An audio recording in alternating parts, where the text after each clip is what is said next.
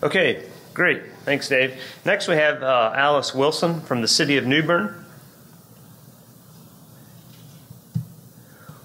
Alice is the GIS coordinator for New Bern, where she has been for the last 16 years, I think. So, thanks. Long time. I'm here to say that women can do GIS apps too, so I'm representing, yay, women. I say that, now watch me not be able to. I cannot see this thing. All right. There you go. All right. So I was asked to present this app we did about a year or so ago called Vacant City Properties. So what do we do with them? So everybody, I think all communities have this issue. They've got unused properties that were obtained through various reasons, foreclosures, abandonment, death in the family, out-of-state owners that no longer want to maintain the property. Some have been donated and so forth and so on. But they've become quite an issue. They not only are they no longer a tax revenue for the community, but more often than not, they are a cost. And that sometimes can be a significant one. We've been averaging, when we tear down older homes that usually have asbestos and everything, about $10,000 to tear a house down and to take care of the property. Did a little bit about New Bern, say that little towns can, we can do it, certainly the bigger towns can as well. We're located at the corner or the confluence of Trent and Neuse Rivers. We're about 110 miles east of here, and about 30 more minutes you'd be at the beach, which is a good place to be today, it seems like. We've been settled since 1710, so we've been around for a long time, and we are the birthplace of Pepsi-Cola. Yay, Pepsi. We've got about 30,000 population and just under 30 square miles of area. So kind of how this app came about a little bit. Bend this down a little bit. What is it? So about a year and a half ago or 2 years ago, we were awarded a grant called the Choice Neighborhood Plan. We were given $400,000 from the HUD to look at this area that was about 475 acres in size, or around 3/4 of a square mile. It's a pretty big area. Had almost 17,000 housing units and a population of 4,500. For a town that's 30,000, that's a pretty significant chunk of our population. So it's a pretty underserved area. We wanted to look at how to get away from the concentrated poverty and make it more sustainable, have mixed income and a better housing for everyone, and good schools and training and stuff. So the plan was started, and of course they wanted lots of data, lots of GIS data. And so we went through and we provided, first thing we looked at was vacant lots in this area, and that was part of phase 1. We probably shouldn't have looked at that, because when we looked at that, we found out that a lot of the problem properties were either owned by us or by other local agencies. From the plan, it states the study area detailed land use surveys details one of its biggest challenges were overabundant vacant properties, especially in the residential areas. Unoccupied houses and empty lots fragment the community and project an image of general neglect. Vacant lots along commercial corridors splendor a formerly healthy commercial district into a sparse assortment of shops separated by blank spaces. So a closer look at the GIS kind of helped us see this even a little clearer. So this area, let me back up for a second. The little star on the map there is what's called the 5 Points area. So in 1930s, it was a pretty robust area. There was a lot going on. There was a lot of commercial. It was kind of a hub for the city, and it goes into the downtown area. This is what it looks like today. So you can see the vacant lots. There's not a lot going on, and it's even worse on the other side. You can see the buildings have been torn down. So we went to look at some of these vacant lots that we had, that we, the city, or even jointly with the county. So this was on 2nd Avenue. It's an abandoned store, eyesore and dangerous.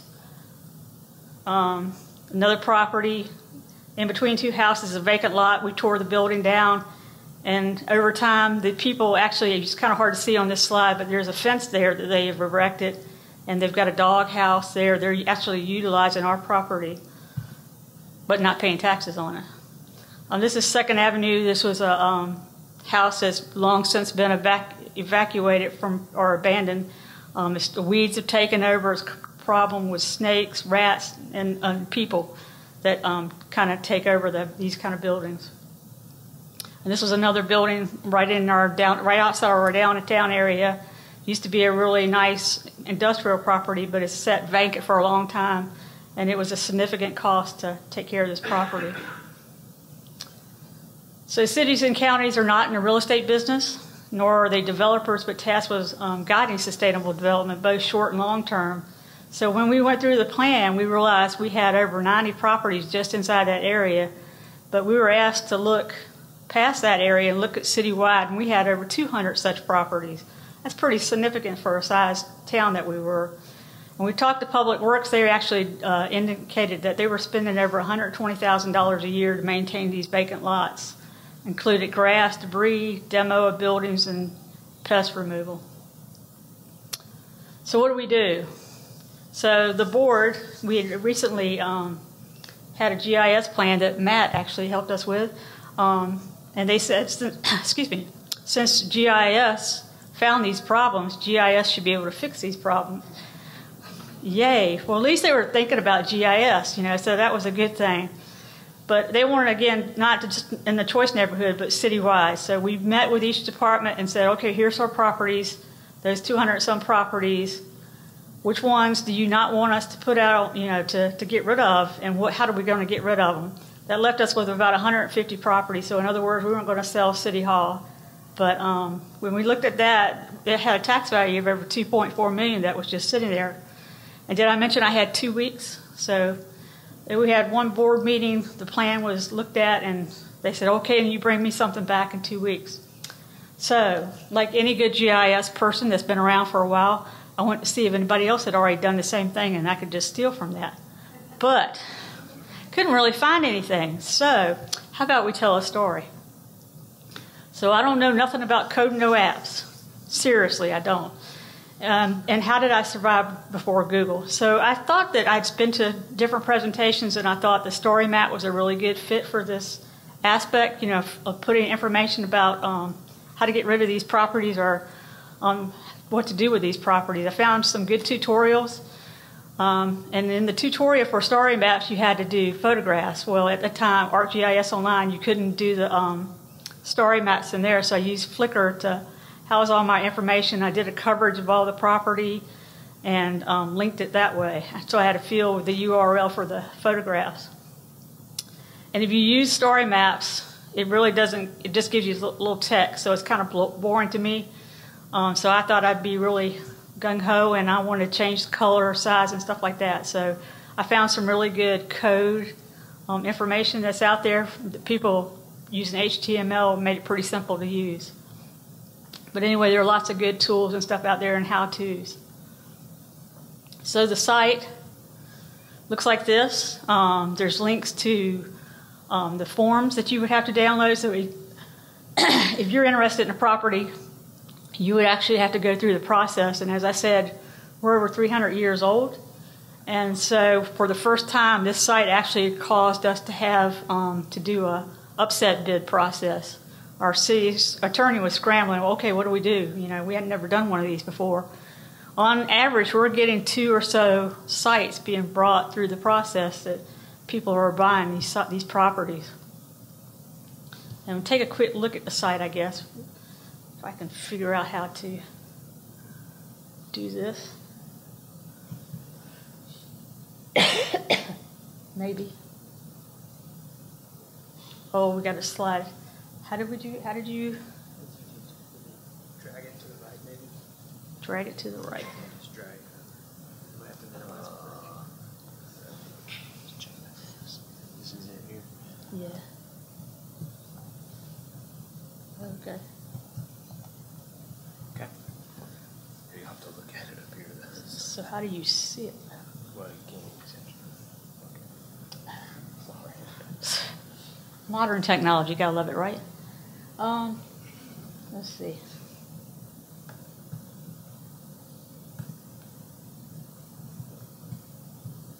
Maybe I'll get it to work here. There we go. Sorry. So if you go to our site, there it kind of informs you about the processes that you have to go through.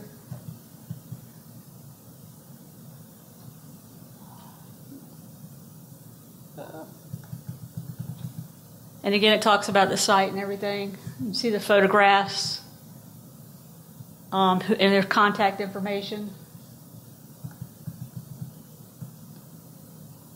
And then there's all kind of disclaimers that our city attorney required that we put on there. Again, this was kind of new to us as well, and we actually contacted the School of Government to make sure that it was legit to do this kind of stuff. So it holds up to 99 pieces of property, and I don't know if you saw on this earlier side, we just updated about 5 days ago. We added more property. We sold about 30 properties so far, and we've had others that are donated or have been donated. So there's general information about the site. You can actually click on the photograph. Man, this is fun. To bring up the picture, to take a better picture. There's information, again, the HTML code. I learned to change the color. But you can also hyperlink. So we have links, and due to time, I won't click on them, but you can click onto the county's tax assessors and takes right to that site.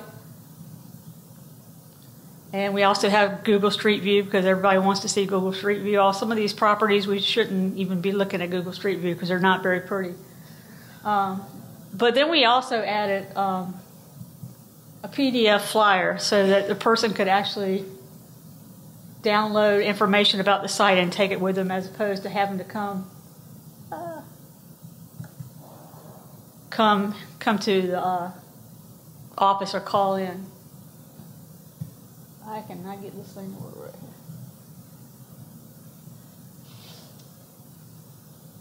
All right, I'm at a loss.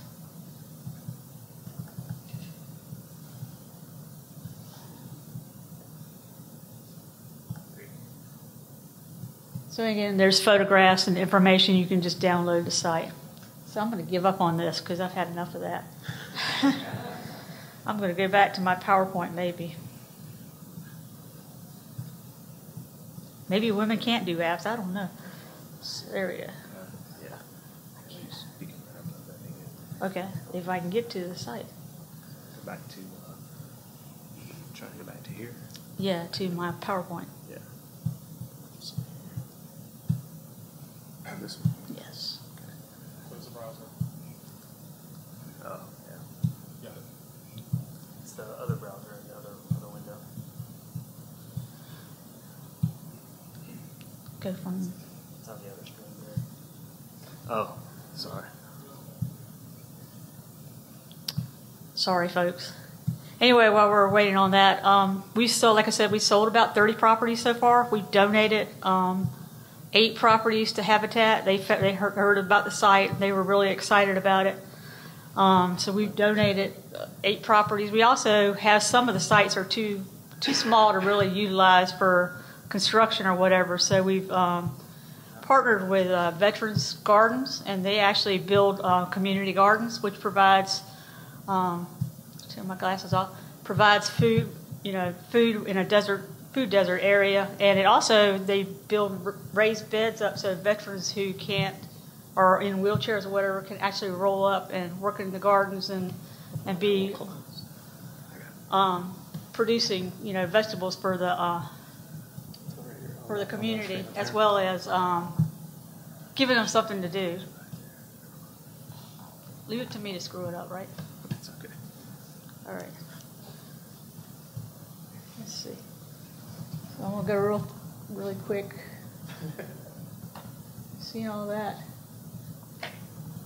We'll talk about that. Seeing the site. So some lessons learned. Hey, I got $1, I'll give you.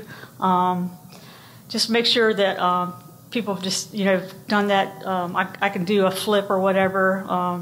Make sure that you don't do that. So we set a minimum acceptable bid. Get help from the media and have a plan for everything. Some offers were declined, and buyers beware. So no matter what, don't feel like you have to sell the property. We're not out to make money. We're out to help the community and to make these properties be a tax revenue as opposed to a cost. Again, I talked about partnerships real quick. So this is one of the Habitat homes that have been replaced, a vacant lot. And then this is a veterans garden that I was mentioning. And that's it. Sorry about all the confusion.